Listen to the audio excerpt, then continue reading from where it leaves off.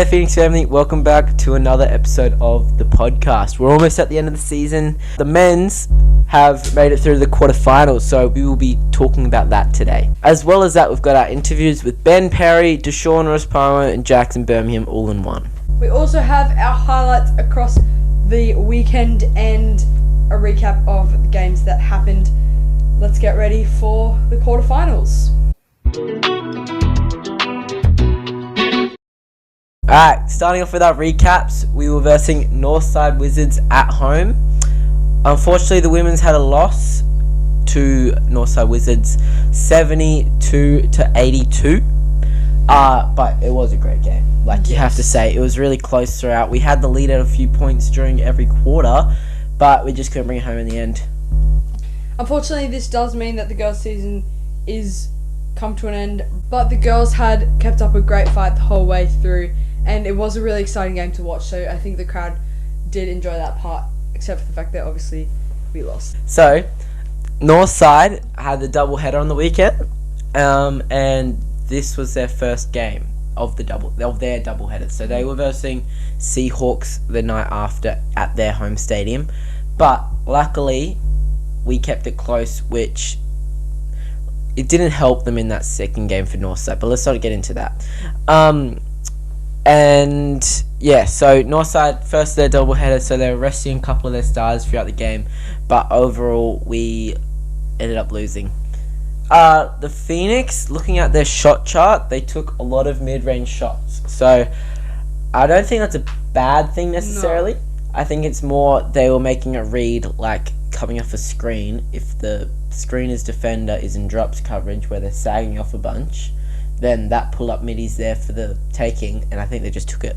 And that's not a bad thing. That's actually a good thing if it goes in. Phoenix did a great job containing Grace Ellis, keeping her to only 10 points and 8 rebounds. Yeah, and she had 16 on us in that first game we versed against them. So it's great to see how the girls have progressed over the season. Yeah. Because they definitely made it one to watch. So the Phoenix's best quarter was their second quarter, scoring wise. So the Phoenix have scored their most of their points in that second quarter, and they outscored Northside by quite a bit.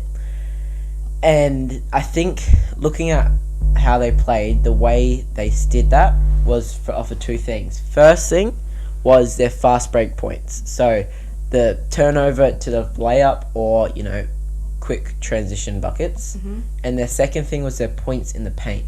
Not only for them scoring a lot of points in the paint, so getting to the rack, getting the layups, but also stopping Northside from getting into the key.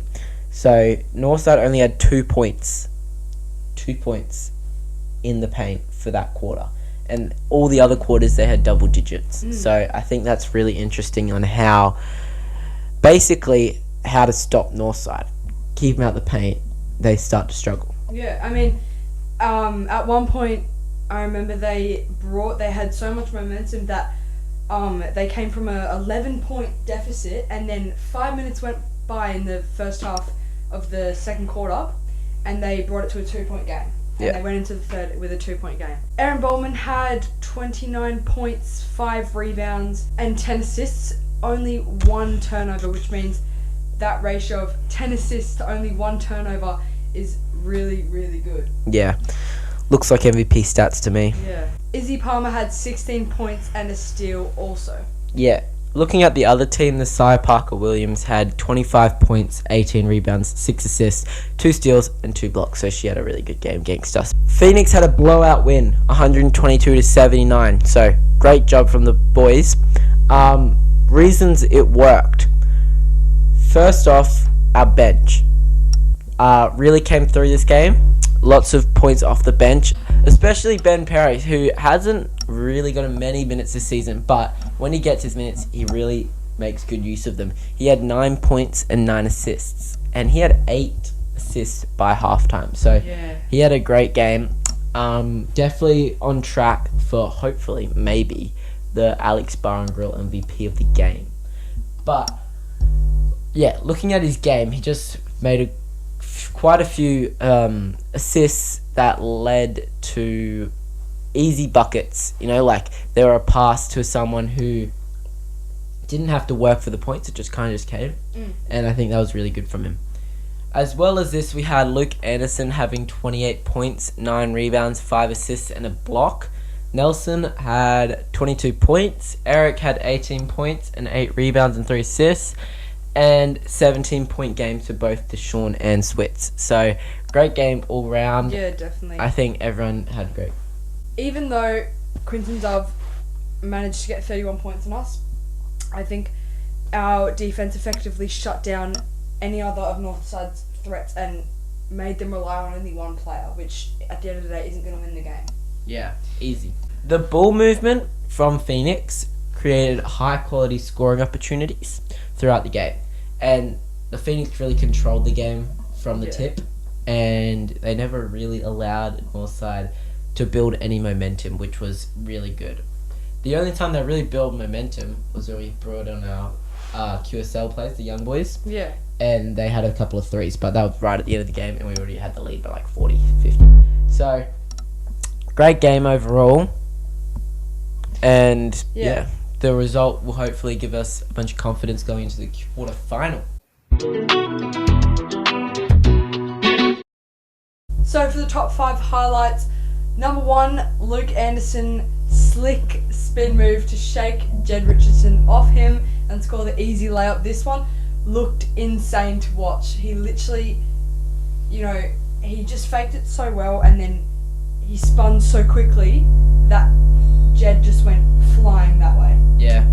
Next up, Deshawn up and under through 2 defenders in traffic. So, off an inbound pass off the baseline, Deshawn kind of drove from the left wing, and he went up for the layup. Obviously, 2 massive defenders flying, and he pump faked and went up and under for the right-handed layup in the air, all there, like all in one motion. Next up, I think we have to put Ben Perry again. Ben Perry legacy game. 9 points, 9 assists and a steal. Just overall highlight. Like, I feel like when we do the highlights, it doesn't always have to be one specific thing. I think it should be like something or like someone that did something really well. And I think just Ben Perry coming out, 9 points, 9 assists, near double-double. It's just good to see.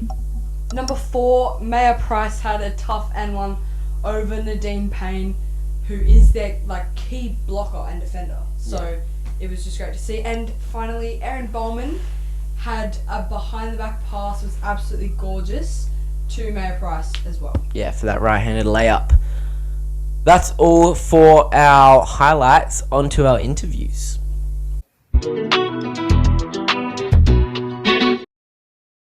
So, now we're going to have our interview with Ben Perry, Deshawn Ross-Paiwan, and Jackson Birmingham.